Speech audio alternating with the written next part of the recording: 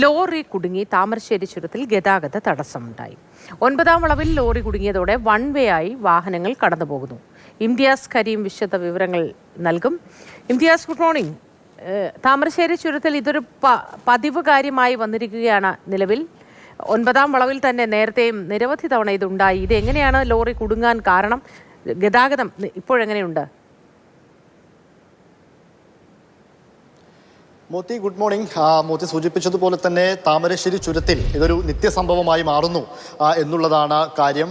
Taurus ലോറിയാണ് പുലർച്ചെ 1 മണിയോടുകൂടി ചുരത്തിൻ്റെ 9ാം വളവിൽ കുടുങ്ങിയിരിക്കുന്നത്. വാഹനത്തിന് കേടുപാട് പറ്റിയതാണ്, അതിന് ചലിക്കാൻ കഴിയുന്നില്ല. ലോഡുമായിട്ട് വന്ന ലോറിയുമാണ് ആ ലോറിയാണ് ആ തരത്തിൽ 9ാം വളവിൽ കുടുങ്ങിയിരിക്കുന്നത്.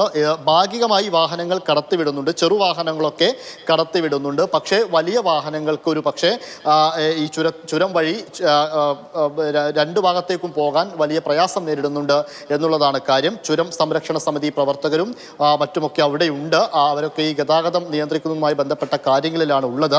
ഒരു 9 മണിയോടുകൂടി അവിടെയുള്ള അതായത് മരം മുറിച്ചു മാറ്റുക തുടങ്ങിയ ചില നടപടിക്രമങ്ങൾ കൂടെ നടക്കുന്നുണ്ട്. അതൊക്കെ മാറിക്കഴിഞ്ഞാൽ, ഈ വാഹനവും നന്നാക്കിയെടുക്കാൻ കഴിഞ്ഞാൽ ഗതാഗതം പൂർണ്ണമായും ഗതാഗത യോഗ്യമാകും എന്നുള്ളതാണ് കാര്യം. പക്ഷേ ഈ അടിവാരം ഭാഗത്തൊക്കെ, അതായത് ചുരം തുടങ്ങുന്നതിന് ഏറ്റവും താഴെ ഭാഗത്തൊക്കെ ആയിട്ട് ചില ലോറികളൊക്കെ, വലിയ വാഹനങ്ങളൊക്കെ നിർത്തിയിട്ടിട്ടുണ്ട്. അത് പോകാൻ കഴിയാത്തത് കൊണ്ടാണ് ഈ ടോറസ് ലോറി ഒരു പക്ഷേ 10 മണിയാകുമ്പോഴത്തേക്ക് മാറ്റാൻ കഴിയുമെന്നാണ് ഇതുമായി ബന്ധപ്പെട്ട അധികൃതർ പറയുന്നത്. കഴിഞ്ഞ ആഴ്ചയും സമാനമായ രീതിയിൽ തന്നെ ചുരത്തിൽ ലോറി കുടുങ്ങുകയും മാറിയിരിക്കുന്നു. താമരശ്ശേരി ചുരത്തിൽ പലയിടങ്ങളിലായി ഇത്തരത്തിൽ വാഹനങ്ങൾ കുടുങ്ങി ഗതാഗത തടസ്സമുണ്ടാകുന്നു. മണിക്കൂറുകൾ കാത്തു നിൽക്കേണ്ട അവസ്ഥ. ഒരു വഴിയിലൂടെ മാത്രം, വൺ വേ ആയി മാത്രമേ വാഹനങ്ങൾ പോകൂ എന്നതാണ് പലപ്പോഴും ഉണ്ടാവുന്ന അവസ്ഥ.